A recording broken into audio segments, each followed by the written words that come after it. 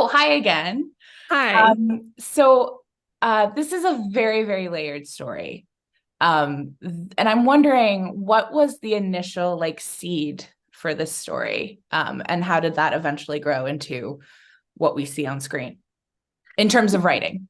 Yeah. I mean, the seed for me was this idea of the character of Joe that's played so beautifully by Charles Melton in the film. It's, a man who's 36 and about to be an empty nester who hasn't processed what happened to him as a child and also the kind of second arrow of the media blitz that followed, and then also, being a parent at such a young age. So um that was kind of it always felt to me like a story about this man, right before his last child graduates high school.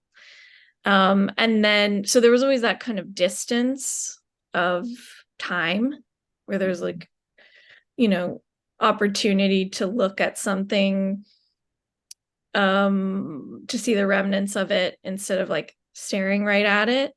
And then it was kind of about figuring out a way in that brought maybe more opportunities for humor, for satire, going in with this television actress, doing research for a true crime biopic felt like tonally the right mix. Because I think, there is a lot of humor in the film. It's a lot of dark humor. And then there's this kind of other undercurrent that's really heartbreaking, I think. Yeah. So this story is very, very loosely based on the Mary Kay Letourneau case. And for obvious reasons, like details had to be changed. But there's some pretty big similarities in terms of Charles Melton character Joe, his race. Gracie had a family before, very similar to Mary Kay.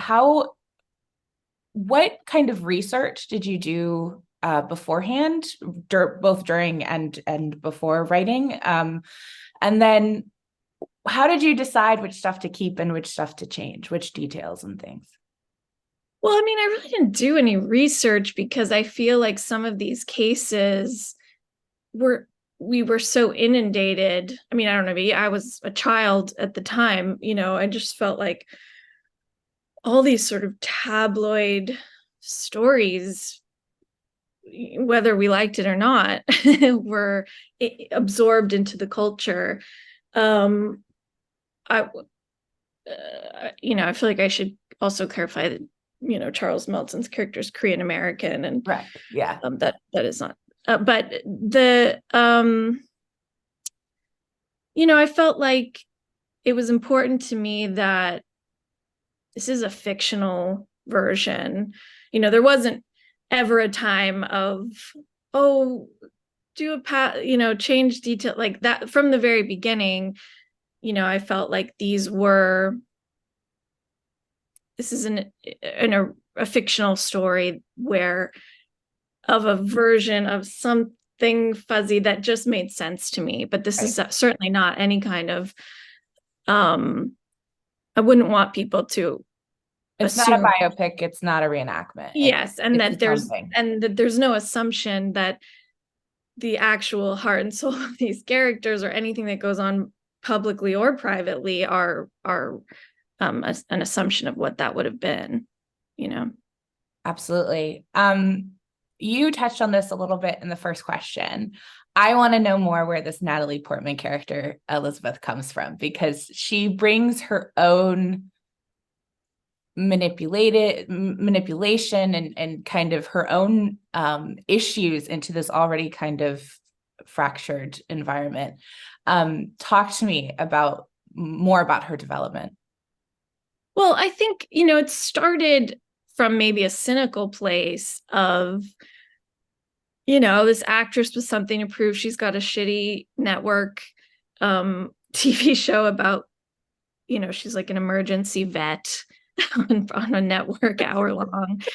And this is her big chance, or so she leads us to believe, for some real acting, for this independent film, kind of re-looking at this 90s tabloid story and kind of getting to the heart of it.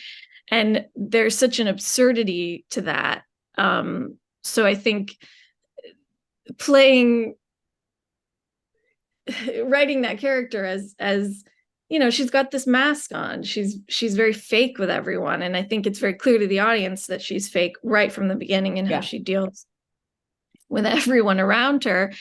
And I think part of the fun is peeling all of these layers back, but getting to see when we start to really lose our grasp on how reliable of a narrator she is, and how her experience, as an actress going to this town, like that really trumps certainly everyone else's feelings, but really everything. Yeah.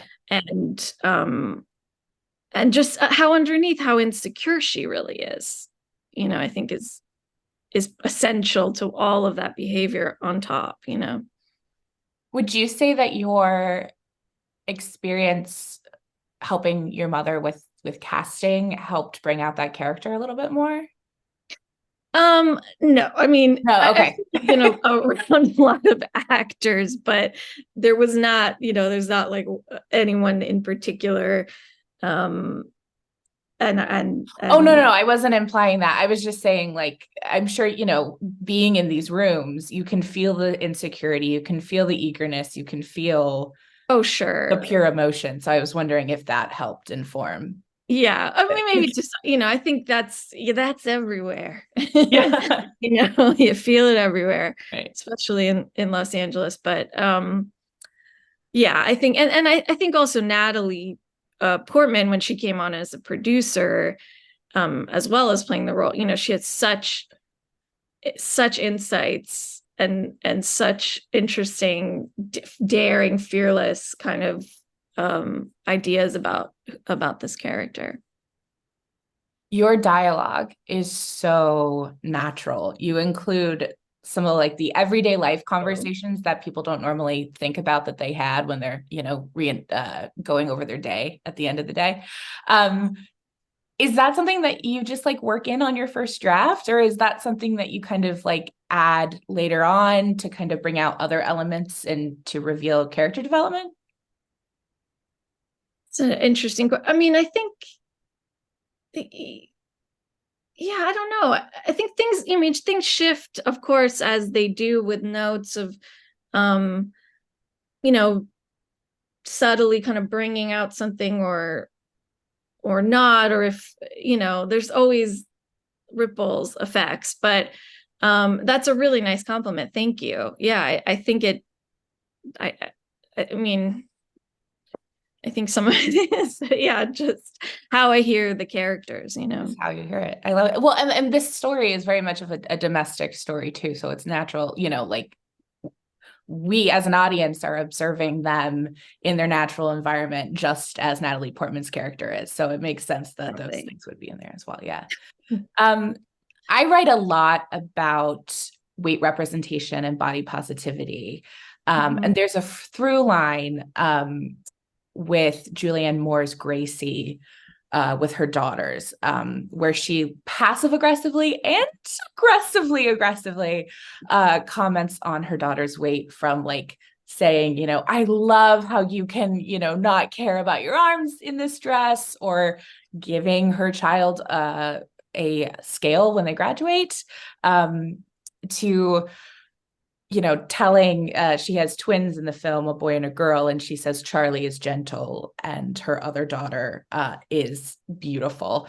Talk about the decision to include this, because I thought it was a very interesting through line. Yeah, well, I think that, I mean, Gracie has this kind of hyper femininity that she is weaponized. And I think a lot about that character that's interesting to me is the ways in which she is in complete control and yet sees herself as someone that needs to be rescued, or, there's such a shift. And I think we get some clues about her own mother, Mm-hmm. but I think, yeah, there's just this, I think she lives a very gendered, um, stereotypical men are this way, women are this way, black and white, without thinking about it, without questioning it. I think, I think that there's an unknowable quality to her, Right. but yes, the things that she's willfully passing down to her daughters in the form of tradition, um, and clearly just the way she deals with her own self and her own kind of uh Blanche DuBois fragile beauty. Yeah.